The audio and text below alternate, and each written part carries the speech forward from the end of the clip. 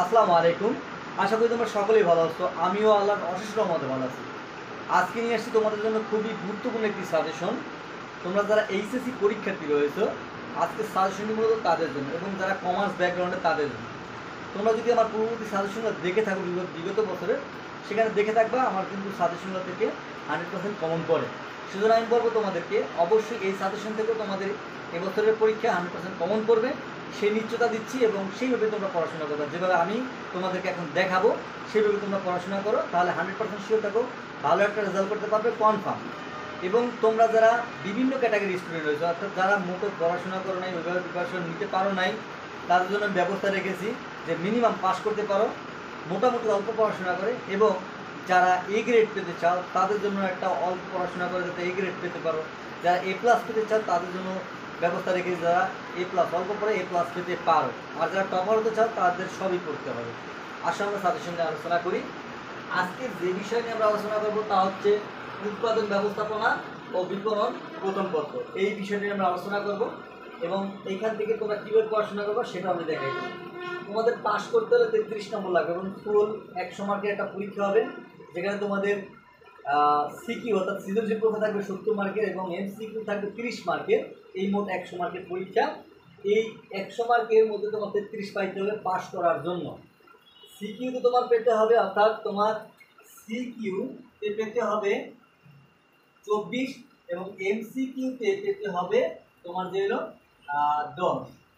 এই মোট 34 মানে 33 তোমার পেতে হবে। অর্থাৎ এখানে 23 সামথিং আর এখানে 9 সামথিং এরকম, তাহলে বেজোর সংখ্যা তো হবে না, সেজন্য বললাম এখানে তোমার 24 পেতে হবে, এখানে তোমার 10 পেতে হবে। এইভাবে তোমার 33 মার্কস। এবং কীভাবে তোমরা এ গ্রেড পেতে পারো, কীভাবে এ প্লাস পেতে পারো সেই বিষয়ে আমরা দেখাবো। আসলে আমরা সঙ্গে আলোচনা করি। আমি দেখো এখানে মাত্র 3টি অধ্যায় রাখছি। 2টি অধ্যায়, প্রথম অধ্যায় উৎপাদন মাস্ট পড়তে হবে। এরপর আছে দেখো তোমাদের দ্বিতীয় অধ্যায় উৎপাদনের উপকরণ মাস্ট পড়তে হবে।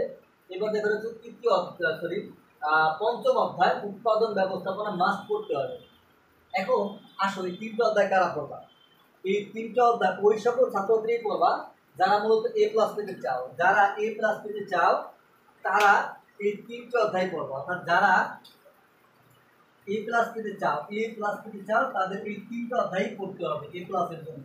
80 মার্কসের জন্য এই 3টা অধ্যায় পড়লেই হবে। তারা এ প্লাসের জন্য যে সিকিউতে তোমার যে 6টা কোশ্চেন লাগবে, 7টা কোশ্চেন লাগবে, ফুল মার্কস তোমার কমন পাবো। অর্থাৎ 7টা যে সিকিউ কোশ্চেন তোমার লেখা লাগবে, সেই 7টা সিকিউ কোশ্চেনই মানে সৃজনশীল প্রশ্ন তোমরা কম পাবা, একটাও প্রশ্ন কম পাবা না, এতটুকু গ্যারান্টি। সুতরাং বলবো তোমরা এখানে যে 80 নম্বর পাওয়ার জন্য যতটুকু নম্বর মানে প্রশ্ন পাওয়া যাবে তার থেকে বেশি পাবা। এখন আসো যারা যে আমি এত প্রিপারেশন নিতে পারবো না, আমার এতটুকু প্রিপারেশন নেওয়ার সময়ও নেই বা আমি এত পড়াশোনা করি নাই, সো আমি মিনিমাম এ গ্রেড পেতে চাই, তাদের জন্য আমি ব্যবস্থা রেখেছি। তারা মাত্র 2টা অধ্যায় পড়লেই তারা এ গ্রেডটা পাবে। কোন 2টি অধ্যায় পড়লে পাবে দেখো, এখানে তোমরা যদি এই প্রথম অধ্যায় এবং এই দ্বিতীয় অধ্যায়, প্রথম অধ্যায় এবং দ্বিতীয় অধ্যায় উৎপাদন এবং উৎপাদনের উপকরণ, এই 2টা অধ্যায় পড়লে তোমরা মিনিমাম এ গ্রেডের যে মার্কসটা লাগবে 70 সেটা তোমরা পেয়ে যাবে। অর্থাৎ তোমার এখান থেকে 5টা মানে সৃজনশীল প্রশ্ন লাগবে 50 মার্কসের, এবং তোমার 20 নম্বর যদি এমসিকিউ দিতে পারো এই 70 মার্কস তোমার হয়ে যাবে। কিন্তু এই 2টা অধ্যায় থেকে তোমরা কিন্তু 20টা এমসিকিউ কমন পাবা না। 2টা অধ্যায় থেকে তোমরা এমসিকিউ কমন পেতে পারো সর্বোচ্চ গেলে 14টা। হ্যাঁ, তাহলে তোমার এমসিকিউর জন্য অবশ্যই সবগুলো অধ্যায় পড়তে হবে খুব ভালোভাবে। কিন্তু তোমার যে 5টা সৃজনশীল প্রশ্ন লাগবে সেই 5টা সৃজনশীল প্রশ্ন কিন্তু তোমরা এই 2টা অধ্যায় থেকে পেয়ে যাবা, এতটুকু গ্যারান্টি আমি দিতে পারি।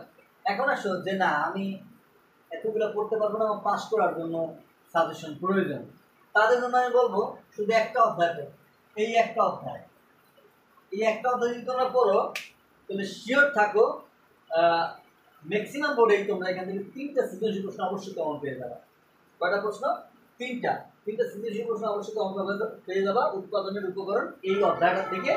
সেজন্য আমি বলবো যে তোমরা এই অধ্যায়টা খুব ভালোভাবে পড়াশোনা করার পরে তারপর তোমরা প্রথম অধ্যায়টা পড়বা। যদি পড়াশোনা করতে পারো শিওর থাকো খুব ভালো রেজাল্ট করতে পারবা। এবং আসো যে তোমরা এই সাজেশনটা কীভাবে পড়বা।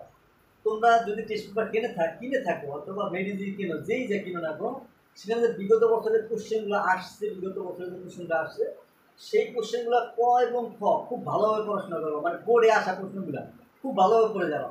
এমসিকিউ অবশ্যই বোর্ডে আসা এমসিকিউগুলো সব পড়ে যাবা। যদি পড়ে যেতে পারো, তোমাদের 30টি এমসিকিউ থাকবে, সেখানে 24টা 100% কমন পড়বে। সুতরাং বলবো তোমরা এগুলো ধ্যান ধরে করে ভালো করে।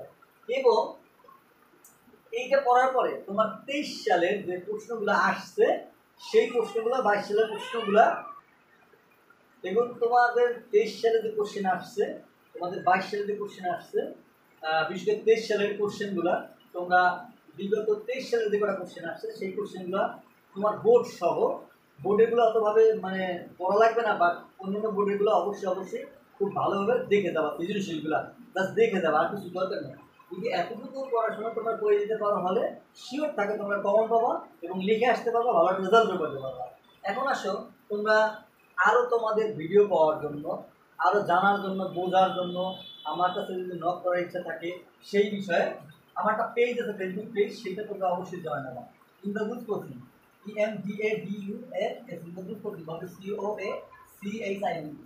এই পেজটাতে গিয়া তোমরা অবশ্যই জয়েন হয়ে যাবা, ফলো করবা, লাইক করবে, শেয়ার করবা বেশি।